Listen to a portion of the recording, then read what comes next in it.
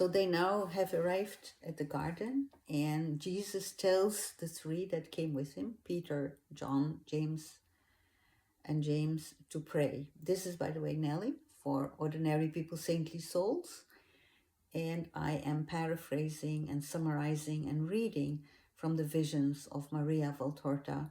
And right now we are in the garden at Gethsemane. And Jesus tells the three who came with him, "Stop, wait here for me while I pray, but do not fall asleep. I may need you, and I ask you this out of charity. Pray, because your master is very depressed." And of course they say, especially Peter says, "Oh, do not worry, master. We will keep awake and pray. All you have to do is call us and we will come." Well, we'll see about that, because as you know, Jesus comes back to find them 3 times, and 3 times they're fast asleep. So here, now I'm going to read a little bit of what she sees, how she sees Jesus praying during that agonizing time. So Jesus finds himself a place where he stops, and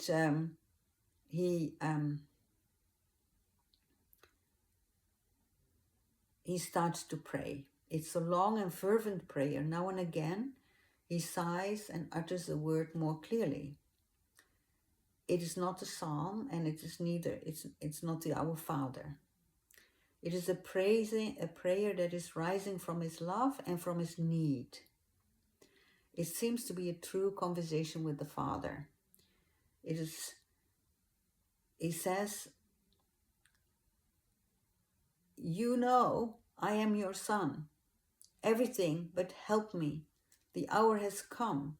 I no longer belong to this earth. Stop all need of help for your word. Make the man satisfy you as the Redeemer, as the word was obedient to you. As you wish. I ask you to have mercy on them. Will I save them? That is what I ask of you. This I want, that they be saved from the world, from the flesh, from the demon. May I make further requests?" It's a fair question, Father, not for myself, but for humanity who was created by you and who wanted to soil also their souls. I will throw that dirt into my sorrow and into my blood, so that the incorruptible essence of the Spirit, which is pleasing to you, may be reinstated. And it is everywhere. He is the king this evening, in the royal palace and in the houses, among soldiers and in the temple. The town is full of it. It will be hell tomorrow. Then Jesus turns around and he leans with his back against the rock and he starts to cry. And then he goes back to the 3 apostles. And they are sitting around the fire, but they're all half asleep. And he asks, "Are you sleeping? Have you not been able to keep away for 1 hour only? I need your comfort and your prayers so much." So they wake up and start to mumble and say, sure, we pray, and be on the alert for your own, and you be on the alert for your own sake as well. And then they say, "Yes, Master, we obey you." So Jesus goes back to the place where he went, and he sees some white flowers in the grass or on the ground below him, and they look a little bit like small snowflakes, and they remind me of his childhood, because they seem to have been growing in St. Mary's garden. He says, "These little flowers were also in my mother's little grotto, and she loved them, because she used to say, when I was a little girl, my father used to say, 'You are a little lily like these, and you are completely full of heavenly dew.'" Oh, my mother, says Jesus, thinking about St. Mary. And then he resumes praying and meditating. And his meditation, Valtorta says, must be really sad, full of anguish rather than sadness. Because to divert his attention, he stands up. He goes backwards and forwards, whispering words that Valtorta could not hear or understand. But she says, He just gesticulates, he rubs his eyes, his cheeks, he's agitated. And he takes off his coat, his mantle, because he's getting hot. And his anguish is growing. And to overcome it, he shouts the names of Peter and John, and he says to himself, oh, they'll come now. They'll come to me. They're really loyal. But they do not come, Valtorta says. So he calls them again, and he seems to be terrorized, as if he saw, she doesn't know what. Valtorta doesn't know what he saw, but he seems terrorized. So then he runs to the place where Peter and the two other disciples are. And he finds them comfortably fast asleep again. And he calls, Peter, I've called you 3 times. What are you doing? Are you still sleeping? Do you not realize how much I'm suffering? Pray. Pray that the flesh may not win, that it may not overwhelm you. None of you. If the spirit is willing, the flesh is weak. Help me. And so again, they murmur and wake up and say, oh, sure. And then he says, I feel an anguish that is killing me. My soul is sad unto death, my friends. And again, they fall back asleep, and they're really fast asleep. And Jesus prays once again, and this time he's standing with his arms stretched out crosswise. And then he goes on his knees, and his face bent over the little flowers. And he moans and sobs, and he sobs loudly, and so much, and he calls his Father more and more anxiously. And he says, oh, this cup is too bitter. I cannot. It is above my power. I have been able to bear everything, but not this. Father, take it away from your Son. Have mercy on me. What have I done to deserve it? And then he collects himself and says, but Father, do not listen to me. Do not listen to my voice. If what I ask is against your will, do not remember that I'm your Son, but only your servant. Let your will be done, not mine.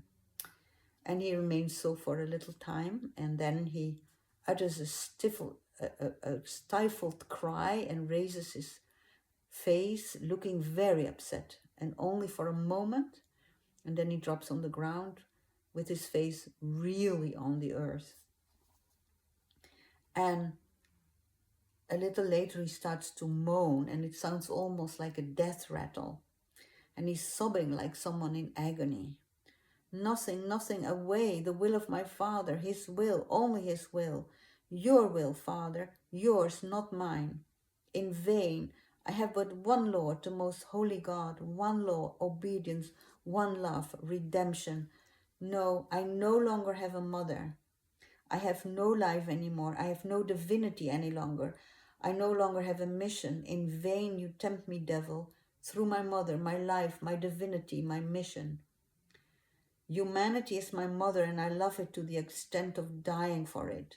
I'm giving my life back to him who gave it to me and who is now asking me for it, the supreme master of all, the supreme master of all living beings. I'm fulfilling my mission through my death. I have nothing else except to do the will of my God. Be off, Satan. I said to the first and the second time. I repeat it for the 3rd time. Father, if it is possible, let this cup pass by me, but let your will be done, not mine. And be off, Satan. I belong to God.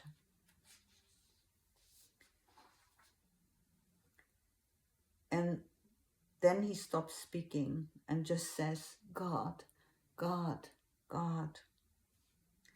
And at that moment, a bright light appears above his head, hanging about a meter, 3 feet above him.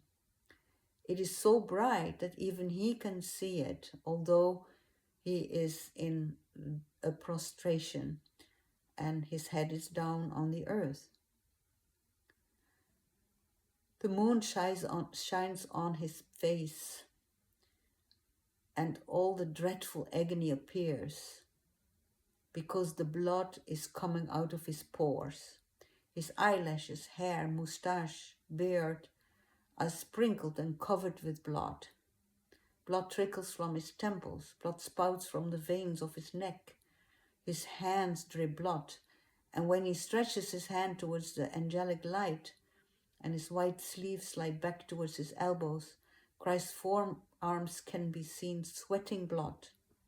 Only his tears draw two neat lines in the red mask of his face. Jesus is sweating blood.